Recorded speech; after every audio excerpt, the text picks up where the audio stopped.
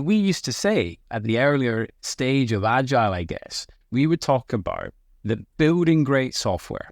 And we said software then rather than necessarily products, digital products, but building great software is inherently social activity and that it is about people. And so I think the advancement of AI and Gen AI and the advancement of the tools and technologies available, one could argue that that's changed. In the work that we do with our clients, I'd say it's not changed. The human connection, the trust, the relationships, that hasn't changed, and in many ways it's been improved. I'm a firm believer that it does still come down to people. It still comes down to empathy, understanding, all the things we've talked about earlier in the conversation around curiosity, questions, trust. Before we get started with the show, I wanted to offer you the chance potentially of a lifetime. If you're looking to get your brand in front of the boldest thinkers in business, this is the place to do it. The Unlearn podcast is downloaded in over 85 countries with a growing audience of over 100,000 listeners per month. That includes C-suite leaders, startup founders and executives from Fortune 500 companies to scaling startups. We're ranked in the top 1% of business podcasts on Spotify and Apple across multiple regions. But our listeners just don't stream, they stick around, with 85% completing the entire show on their first listen. If your brand wants to align with bold ideas, breakthrough thinking, and a global audience that's not afraid to challenge the startup quo, get in touch. For the first time ever, we're offering sponsorship opportunities on the show, and we'd love to have you with us. Enjoying the podcast? Don't forget to subscribe and follow us on YouTube. This way, you won't miss any episode, and it greatly supports our podcast. On today's episode of the Unlearn podcast, we're speaking with someone who's learned what it takes to step up to the CEO seat and scale a company through both vision, purpose, and people. David Tuck is the CEO of Waracle, one of the UK's leading digital product consultancies, working with global brands and businesses with millions of customers. David's journey to CEO has been anything but linear. From a sales leader to an executive, he's navigated the challenges of scaling technology services business, leading through acquisition, high growth, and building high-performance teams while shaping a company culture. I had the pleasure to work with David for many years in the early stage of my own career, and he's someone that has always stood out. He understands the balance between growth and grit, what it takes to lead with not just strategy, but clarity and a passion to create a high-performance work environment. In this conversation, we unpack the real story about becoming a CEO, creating a culture, the leadership and systems required to build world-class organizations. He shares his own identity shifts, the leadership lessons, the things he had to unlearn along the way. He even goes into the points about why it's such a seminal time for all leaders, executives and above, to start to consider the power of these new technologies such as artificial intelligence, machine learning, and data. It's a fascinating story where he begins about why he decided to step back from a managerial opportunity to really hone his career as a sales leader, master his craft before going forward to help him grow his career later. It's a great story, lots of fun anecdotes and lessons. Anyone who's interested in growing themselves and becoming a senior leader in an organization is going to love this show. So let's dive in. 20 years ago, I was in a sales management role, and I made the decision actually to take a step back from that and go back to being an individual contributor.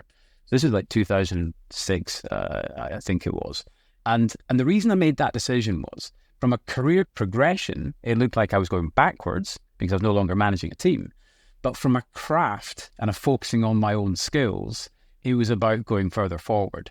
And that's not always that common because for people to do. They often think, okay, it's quite linear. I'm going to make this progress, senior to lead, lead to principal or to management. But I recognize at that stage for me, the best thing for my career would be really to focus on, being the best at my craft. And that really helped. And so I think the combination of those two things of really, having that kind of craft, in my locker and really being I guess, recognized for what I brought to the table when it comes to selling, in all aspects of selling, business development, relationship management, growing clients, building teams, overcoming objections, do that really well.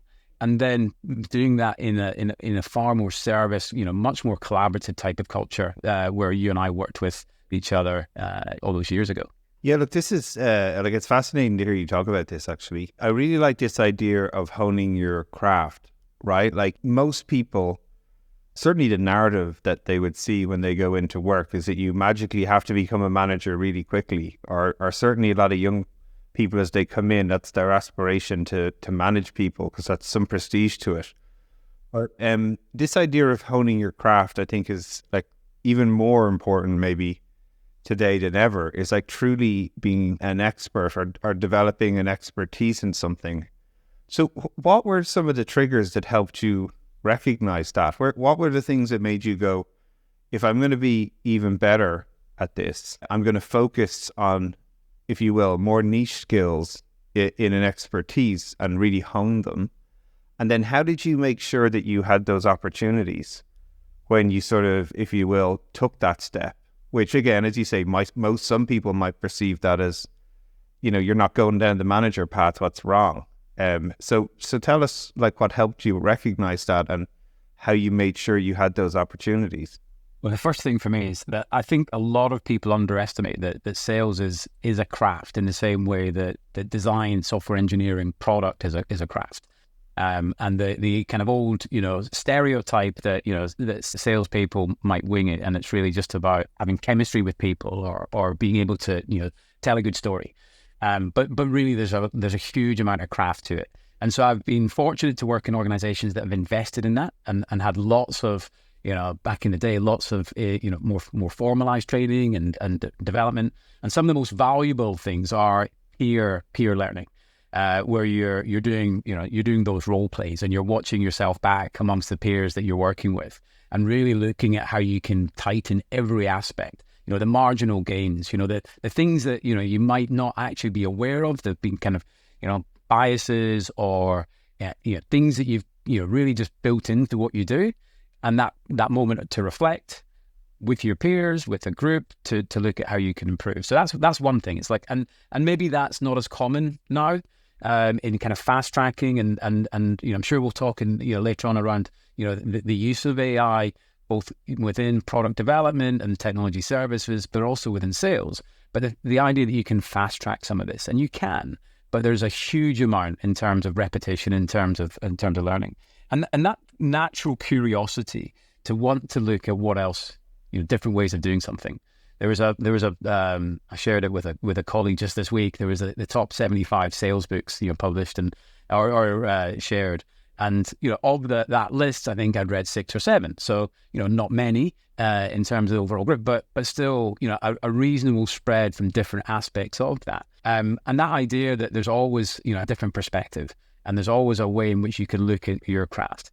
And now in a CEO position and in the kind of lead up to this, looking at craft leaders all across the disciplines within our organization to say, okay, how are you fostering that culture where that is celebrated, that moment to take some time for your own development, for your own learning, so that you can continue to make that progress, that it's celebrated, that it's recognized, that it's appreciated. And I think when you're in a role where in our world in technology services and product development, and things are moving so quickly, that natural curiosity to build your craft skills, whether it's sales, product development, design, engineering, as I say, but also then to expand your understanding of what's happening. And that's what I really look for in people coming in any kind of, client-facing, role is like, what was the last book you read? What was the podcast that, gave you a moment of inspiration? Where is your learning coming from? Because I think that's really, really important to kind of embrace that. And as I say, I've been lucky to work with many people that I've been able to bounce ideas and learn from to look at different ways of doing it. But I think that transition from, individual contributor in sales to sales leader to commercial leader to a broad leadership, general management, managing director, CEO, whatever it is. While it's not the most common path into CEO positions, particularly in the kind of, Fortune 100, it is quite common in high growth organizations. So organizations that really, are fostering a growth culture, those that have client centricity at the core. So really thinking. And the reason for that is that people who've done the hard yards in commercial, roles, whichever guys, account management or sales or, client partner, they've often been the voice of that client in their organization, particularly in consulting organizations. And so that really helps to have that perspective in an organization like mine that's really focused on how can we have that client intimacy? How can we really be that partner for our clients to help them navigate everything? And so, I think it is more of a common path for people, particularly in, consulting, tech services that I've been working in for so long. Possibly less common in transactional, like in a more product and sales environment, or as I said, in maybe some of the larger companies where the transition from CFO to CEO is probably a more common one. Yeah, but the things that really strike me is that you're talking about a lot of these skills that you're nurturing, right? And as you say, a sales role is for you and for many people is not a transactional role; it's a relationship management role, right? You get to know these people, you spend time with them to understand their problems. And then internally in the company, you also have to build relationships with your own team members or your colleagues to actually, get the right people on the team, for that team to perform. So there's a huge amount of investing time in understanding people, what makes them tick, what their pain points are, hearing them, helping them create an environment to perform at their best. I do love the way you're describing this as well, about thinking about time that you should be putting into personal development. I always have this mythical dream that I could spend at least 10 or 15% of my time doing personal development. Never happens, but it's a mythical dream that I live, and much like you, when you're meeting people or you're even looking for them in roles, I love to ask people questions like, what are they a beginner at? What's something new that they're trying to learn at the moment, ultimately, because especially in the world of technology, with things moving so fast, you can never know it all. A lot of it you learn by doing it, which is sort of requires a little bit of being audacious to take things on and do things differently. So what about when you got that first opportunity then of, you'd been a sales leader in a high growth business, and then you had a chance to become essentially the CEO of a high growth business. What were some of the things that maybe even drew you to want to do that role, right? I think it's very interesting. You talk about the transition from contributor to senior executive to actually the CEO, right? It's the toughest job in the company. Everybody is constantly giving you hassle all day about why engineering's broken or marketing's broken, or it's this sort of raw feed of many challenges. So what inspired you to say, right, I want to step into that position? And then what were some of the things you had to learn and unlearn as you sort of went into these roles? And you grew these businesses to thousands of people working in them, doing acquisitions. It's a fascinating journey in itself. So tell us a little bit about some of the things you noticed as you went through that. So there's a few things that I'm thinking about here, Barry. One is I was probably a little bit cautious in some ways for that first jump, as it wasn't part of a plan. People thought it was the part of a plan and kept on asking, when I'd be taking on that role, and I'd say, no, that's not what I'm looking to do. And the reason for that was I was still really enjoying what I was doing and kind of, really focused on the growth, go to market and that part of it. But I guess one of the things that happened was, when the pendulum in service companies swings from supply to demand, and, we've seen a lot of that, particularly the last 4 or 5 years. But I'm thinking back to 2018, where still very much in the kind of sales leadership role, but recognizing that we wouldn't achieve the ambition of doubling the size of the business because we had a constraint in people, in talent. And it was clear that for me to achieve the mission that I'd been set, I needed to lean much more into the talent attraction, the casting, the people and culture, the delivery side. So I guess it naturally happened that way, for me and leaning into that. So that I wouldn't say I was a beginner in that space, but I was learning. I'd been in consultants businesses for such a long time, but I was flexing new muscles in the organization that was rewarding, challenging, and all of those things. But it was I guess it was a necessity. That was the first thing. And then taking on, I guess more formally, the managing director role in 2019 was recognition that I'd moved from being a commercial leader to one that's commercial and operations, and therefore a much more natural step. So I was fortunate in that there were some small steps along the way into achieving what looks on paper quite a big transformation. And then from that into, the CEO of a larger business that came about through, acquisitions and consolidation. I guess it was just, being comfortable with being uncomfortable a lot more, which, don't get me wrong, over 20 years in sales or longer, I'd been uncomfortable in many scenarios. And you and I had been in some of those scenarios in all over the world, in all of Europe and the US, and often out of our comfort zones, as we were, dealing with, cultural differences and navigating, quite challenging environment. But the focus for me in that, I guess, was one to recognize that I was going from a specialist to a generalist. I was no longer going to be the best at my craft. I was going to be far more T-shaped, and I had to lean into that.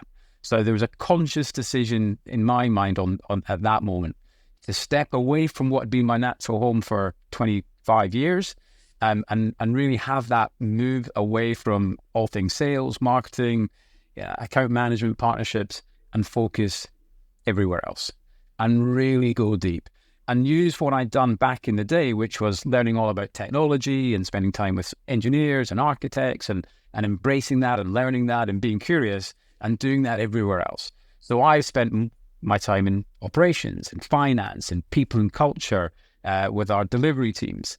And that really was about a year. And then COVID hit. And that, I guess, the forcing function was I'd had my 12 months, almost like a CEO graduate program of going around and spending a lot more time with all the different leaders and recognizing that I was now managing and leading people who were expert at something that I was learning. And, really what I was bringing to the table was the conductor role, looking at how all these different parts are working together. I love this point, though, that you were alluding to, is leading a team of experts when you're more of a generalist. This is a really fascinating skill as well, I think, right? As you say, like the CEO can't know everything. They can't be an expert in everything, right? And as you say, it's a little bit of this ability to bring the best out of, the different players so that they're performing at their best. And you're obviously contributing a huge amount to that, right? Which sometimes is going to be behind the scenes. Some of it is the inspiration to have a vision, a direction to hold people accountable. What have been some of your lessons that you can share with people who might be in that world now? They're sitting there thinking, right, I am a senior leader. I might be a senior executive in a company. Maybe I'm a CMO. Maybe I'm a CTO, whatever they might be. And they're toying with this idea of, do I want to become a CEO? And if I do it, how will I cope with managing these different characters? Some of them who could have been their peers, and now they are in this CEO roles. Tell us some of the lessons that you've learned there, because again, I think it's one of these very unique things, especially in high growth companies. The business is going sort of, on this hockey shape, and everyone's sort of figuring a lot of things out on the fly. But you also need the discipline of a team in place, and someone has to make the tough decisions when they can't get alignment. And you've been friends, you've been peers, but now you're actually ultimately the person accountable for this. So what were some of the things that you found surprised you and other things that really helped you from your past? The first thing that, and I made mistakes. Everyone does in kind of when you're stepping into a bigger, broader, more challenging role. I think sometimes early on the mistake I was making was trying to be an expert in an area that I wasn't an expert, as opposed to what I'm really good at is asking good questions. And once I realized that I didn't need to be the smartest person for a particular area, but I could ask very good questions, and sometimes stupid questions, that helped. And it also enabled, and I think back, good 4 or 5 years ago, making the mistake of trying to take over in areas that I really didn't need to take over. And so making sure you give the platform for people who really are, they're executives in themselves, very experienced leaders, making sure you're giving them the platform and really not, trying to, step in their way. So ultimately it comes down to, am I clear in my own convictions around the direction that we're going and really clear and consistent and confident in that vision? And then how well can I create the conditions for everybody to be successful within the organization? And then making sure that we're aligning everybody behind that clear vision.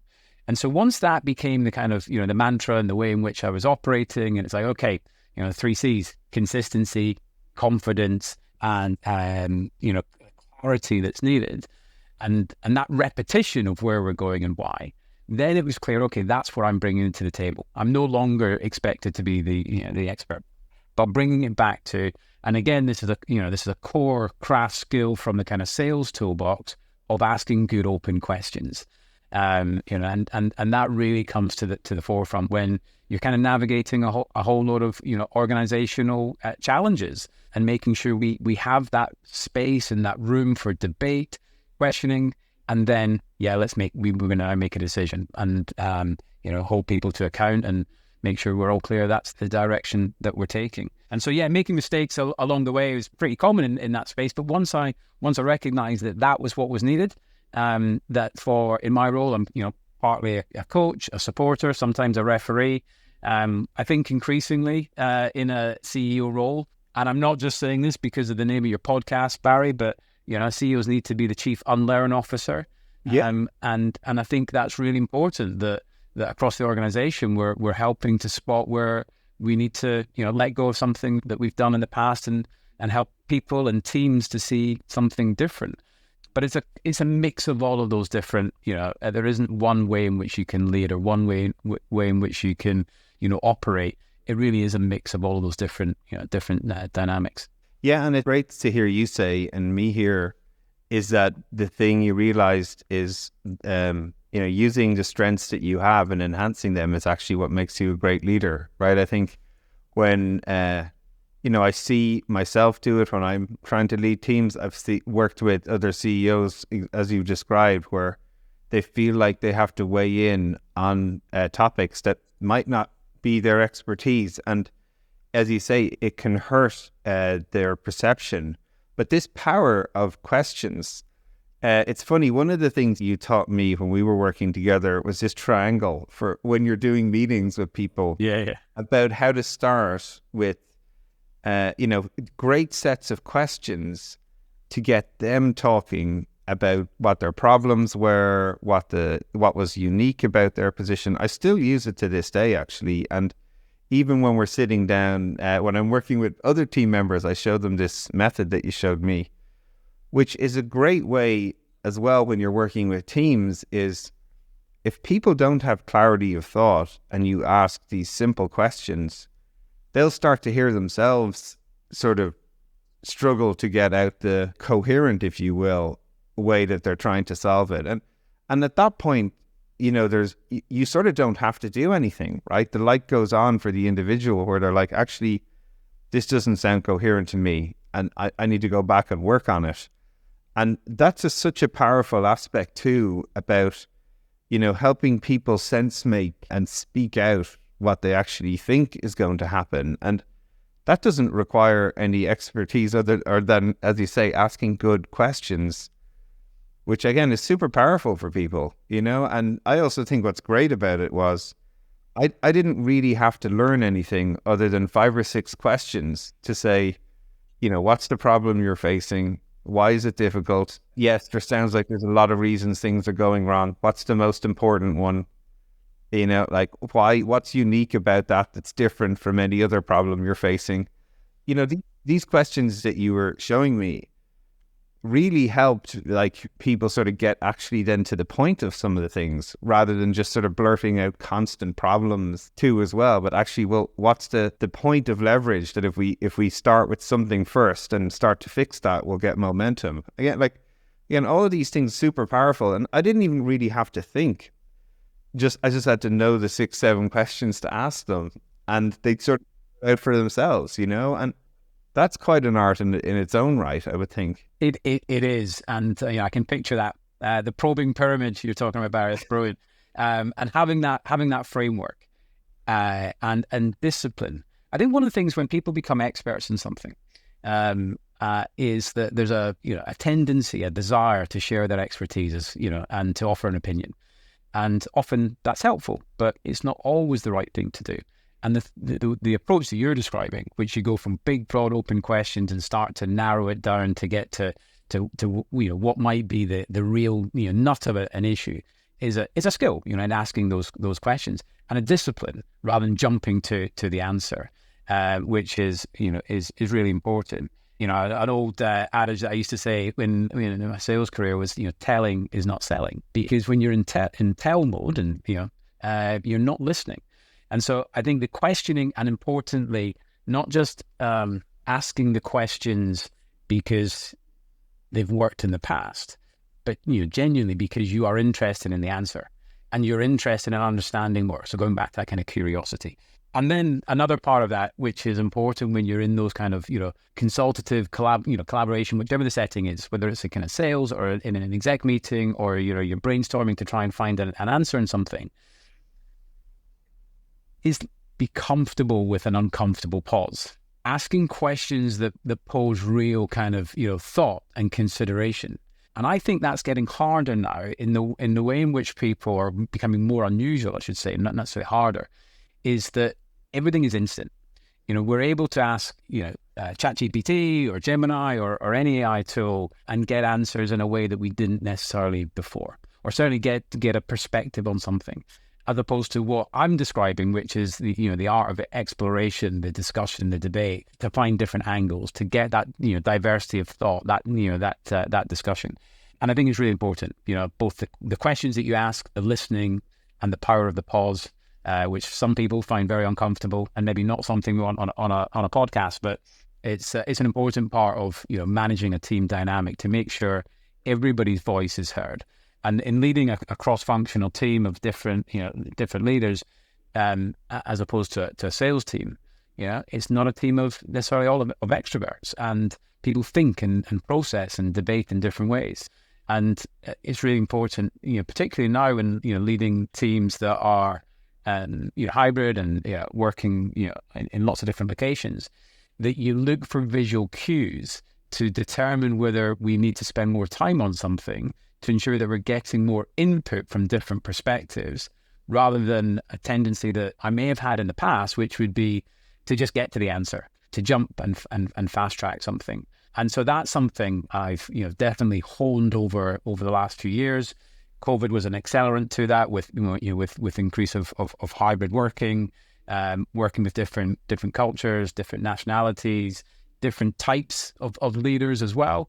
And just making sure that the questions and the debate created the forum and the conditions for people to contribute well.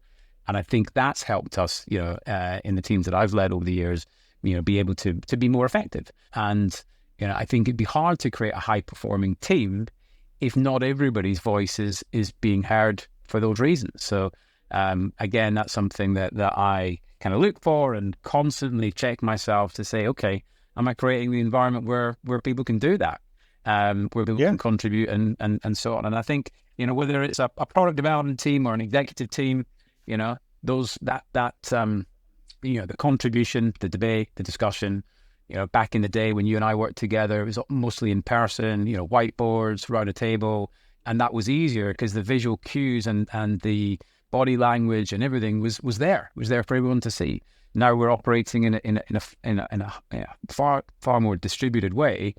You've got to be attuned to that, and those are new skills again. So when we think about being a beginner, it's something else to learn. Yeah, absolutely.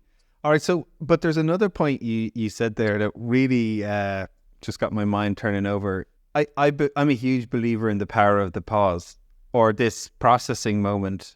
Right. I actually think it's really a good sign when you're in a meeting and you ask people something and they pause, and because they're really actually thinking about it, right? But now we're in this world of instant information, instant gratification, instant expertise, right? Which is triggered by a lot of the access to these technology tools. So again, when we were working together in 2010, we were trying to convince businesses that, it was business and technology, right? That they're leveraging these tools. And in many respects, here we are 15 years later, and I just think it's gone exponential, the influence of like the amount of data people can access, machine learning, chat-based tools like GPT and Claude and others.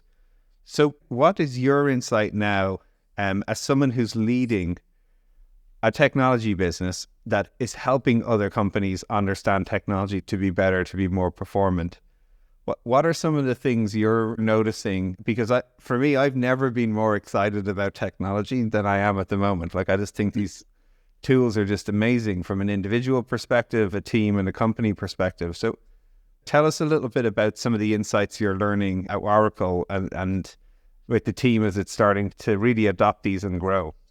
There's no doubt that the landscape is significantly different than it's ever been. Like, if I look now and how we're approaching building products and working, in technology services, it's unrecognizable from when you and I worked together 15 years ago and probably even 5 years ago.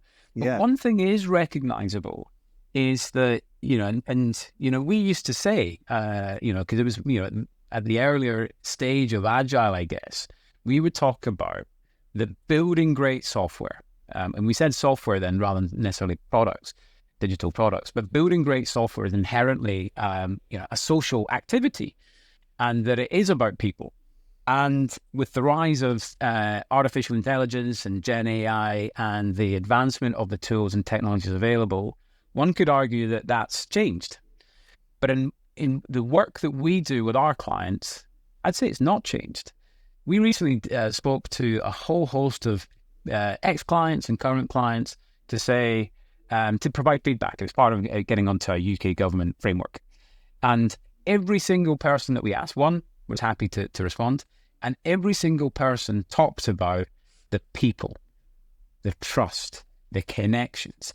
And so I think the advancement of AI actually accelerates or enhances or enables more moments that matter, because you're able to spend more time on things that are actually meaningful, whether it's helping a client to navigate a particular challenge, helping to introduce that element within a product through collaboration and working together, or the fact that the team profile may have changed, but the human connection, the trust, the relationships, that hasn't changed, and in many ways it's been improved because our time as individuals on a team or leaders, we're freed up from some of the admin, some of the more mundane tasks that we would have been doing previously through AI. So I think I'm a firm believer that it does still come down to people. It still comes down to empathy, understanding,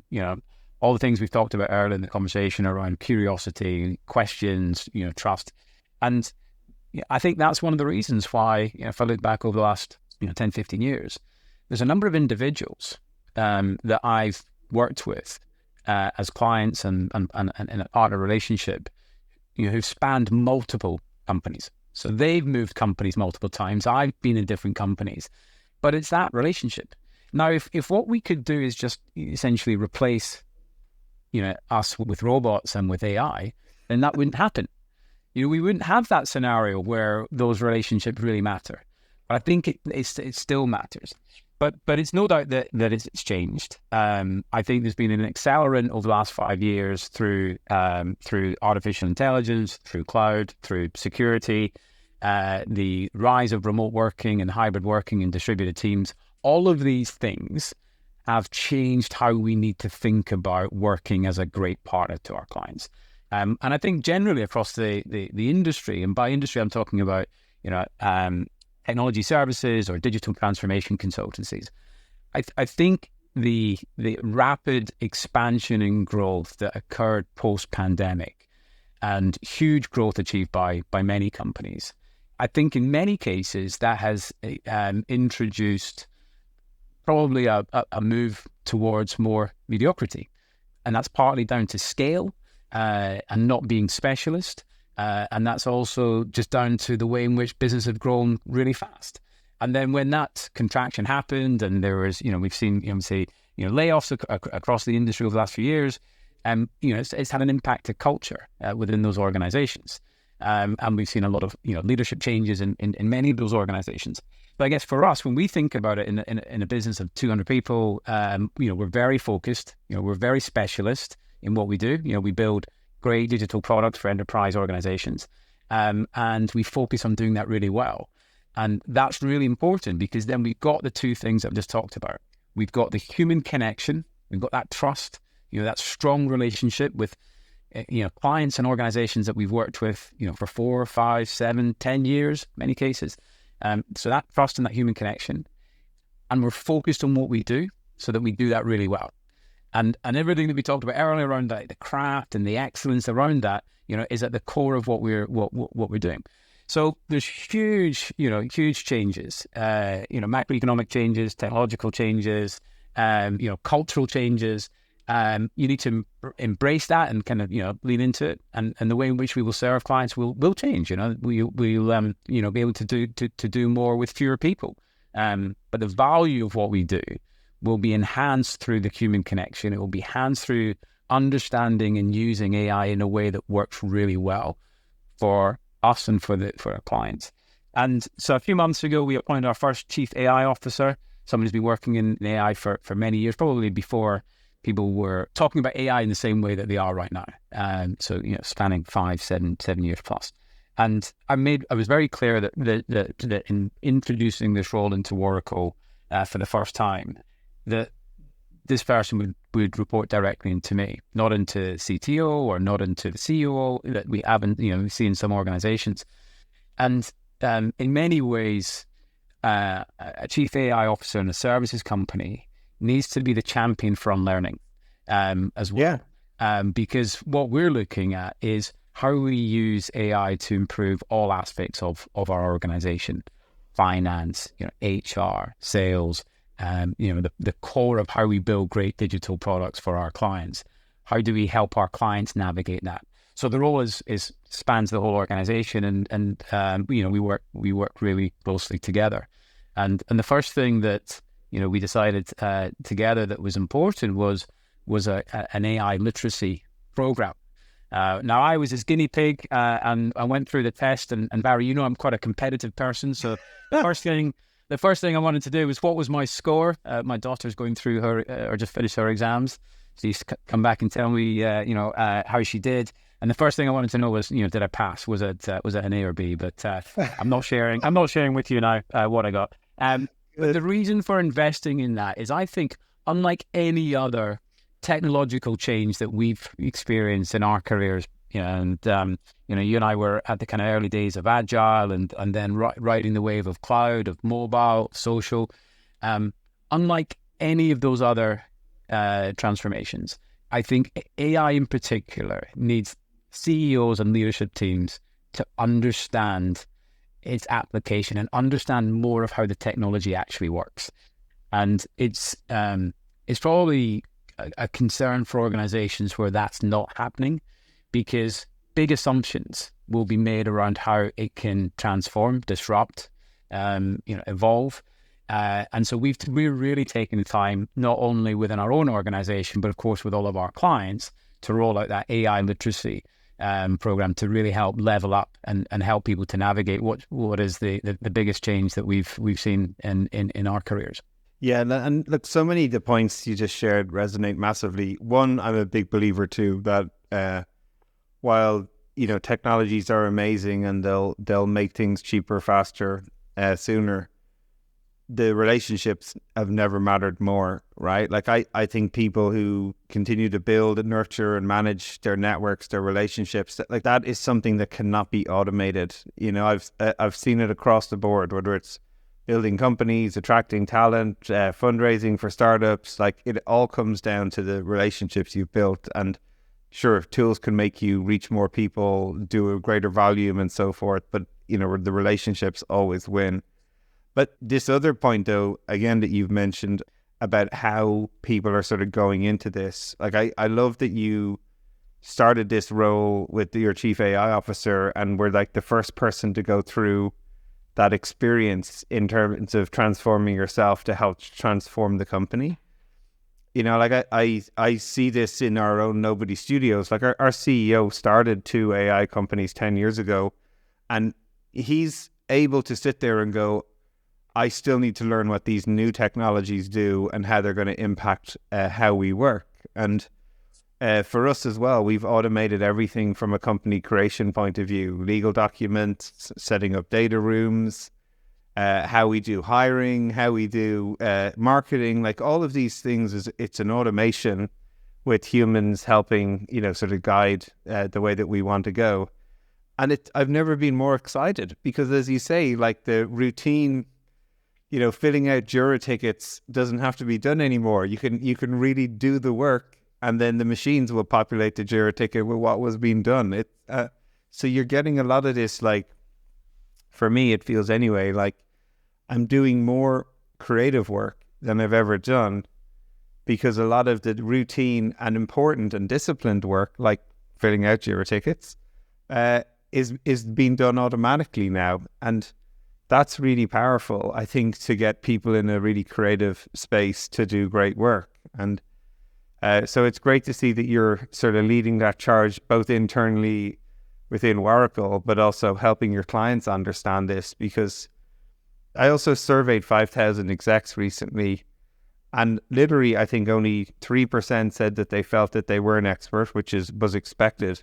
But I think it was almost 65% of them said they weren't even using these tools on a daily basis to understand their capabilities. And that was probably the biggest, if you will, shock to me, because I thought more people would be doing this, and yet they're not. You know, it's sort of, they're overwhelmed, it seems, and that's causing people to freeze rather than to say, well, what's the first small step I can take? So how are you helping people do that? Well, I definitely recognize that across many of the organizations, not just our clients, but just, you know, CEOs and other business leaders that I talk to, there's often a moment where there's a bit of a realization that the large parts of their organization are using the tools and relying on these tools, but the leader doesn't know how or why. And while you don't need to be, as we talked about, you don't need to be an expert in all aspects of your organization. You need to understand the transformation that's happening, so that you're not left behind, and that you are no longer able to help create a clear vision and create the condition for people to be successful. And I think a lot of this just comes down to having those important conversations with people. Just today, talking to our talent attraction leader, we've got a number of open roles, and you know, in many cases getting, you know, over 100 applicants per role. And so the way in which we've got some very clear criteria for roles as normal, and the way in which tooling can help to do a lot more screening, so that we can focus the high value time for that individual in talking to the candidates, to talk to people who are much more likely to fit the needs of what we have for that role, as opposed to previously spending a lot of manual time in going through and reviewing. And so it's embracing those tools and talking to, you know, in one of the large banks that we work with, their measure of success in their operations, in the customer operations, has changed from time per call to the feedback on the call itself. And the reason for that is so much of the time to respond to the call and to deal with the concern can be automated and improved. And so now it becomes a high value interaction, one that, you know, hopefully needs to improve customer satisfaction, as opposed to just being a metric around, you know, volume and speed. So a leader needs to understand those changes so that they can help to determine, are we still measuring the right thing? Are we still using the right, you know, metrics and KPIs to run our business? And in some cases, those metrics and KPIs will change because the way in which we're using technology is changing, and the way in which we're serving and dealing with, you know, and managing our customers is changing. And I think, you know, I think back to a fairly famous interview from 1999, and one that I'm sure you've seen, Barry, was Jerry Paxman, you know, the reporter, the TV journalist, interviewing David Bowie. And David Bowie was talking about he was essentially playing the role of a futurist, talking about the impact of the web on all aspects of our life. And so he was presenting a picture of how this technology, and this was back in '99, would change everything from how we shop, how we socialize, how we do our banking, how we work. And what was facing David Bowie was someone who just couldn't get it. Completely couldn't understand this new world that was being presented. And I think now with the transformation that we're seeing with AI, in my mind, when I talk to business leaders, I'm thinking, right, are they a Jeremy Paxman and the shutters are down and there's a lack of understanding, or are they embracing and looking at where their organization or where the world is going? And so for us as a trusted partner to our clients, we want to help the organizations that we work with be more like David Bowie, thinking about the future rather than thinking about, okay, this sounds crazy, and the response of in the interview, it's a 4 or 5 minute watch, which is you see that the penny doesn't drop, and it's the look of disbelief that any kind of technology could have that kind of impact on society and the world in which we live. And so being able to not necessarily predict the future, because that's near, it's hard, it's impossible, but help to look at a mindset of openness, curiosity, growth mindset, however you want to describe it. That's something that any leader can do within an organization. You don't need to be a future gazer, but you can help to create the conditions where ideas are welcomed, questions are asked, discussion takes place. And that's what I would hope that we bring to many of our clients. Yeah, well, look, as someone who's been there with you, David, many times, I can attest that that's the environment you certainly have seen you create many times. And it's great to hear you talk about those framings too as well for people. Like so many of these technologies, they are overwhelming. It seems like there's so many things happening. It's hard to know what's noise or what's hype and what's real. But I think anyone who spends any time with you and your team, I think, is going to get a huge amount out of real practical ways that they can start to apply these tools. It's been great to hear you share your own reflection on your journey from, starting off to like being a sales leader to growing these companies and scaling them to great success. I think you're going to have a bunch of people reach out who are thinking, maybe I want to be a CEO in the future and listen to this show. You may have inspired them. So any final thought that you would share for anyone who might be thinking of taking that bold step and saying, I want to take on more responsibility. I want to take on, a broader role that's outside maybe what is known to me. What would be your advice to them? Oh, good question, Barry. I think for me, it's like, what's the motivation? And if I think about some of the best CEOs that I've worked with, their drive, their belief has been about creating success for the organization and for the people. And if that's your driver and you really, want to have that kind of impact, be that coach, be that mentor, be that driver for an optimistic change within an organization, then go for it.